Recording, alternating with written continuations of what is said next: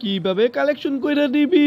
বিগত আওয়ামী লীগ সরকারের মতো এই কাম করলে গোয়ার একটা আড্ডি থাকবো না, সব গুড়া গুড়া কইরা দিব।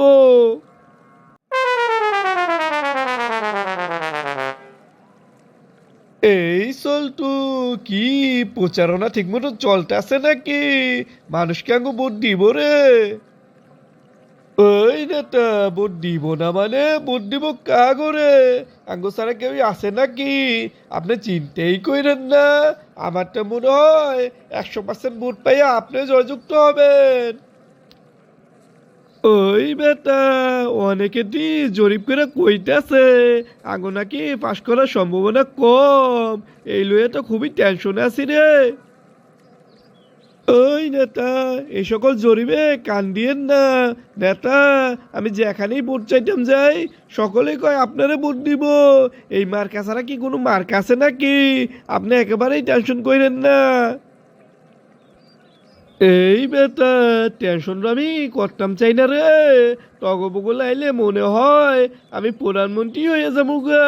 মানুষ আঙ্গুরে এত ভালোবাসে। কিন্তু আবার আগে চড়ে খবর লয়ে দেখতাছি, তলে তলে সবাই আঙ্গুরে ঘৃণা করতেছে।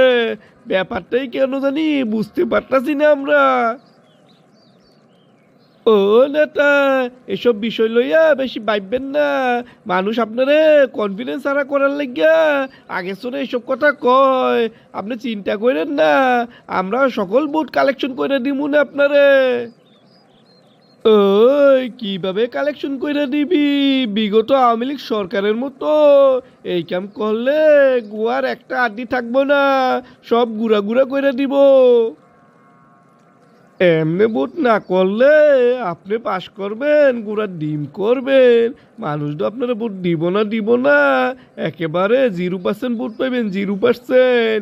উচিত কথা তো সামনে কইতে পারি না। মানুষের বগল গেলে সামনে হ হ কয়, পিছনে কয় ভোট আর ওগো দিমু না।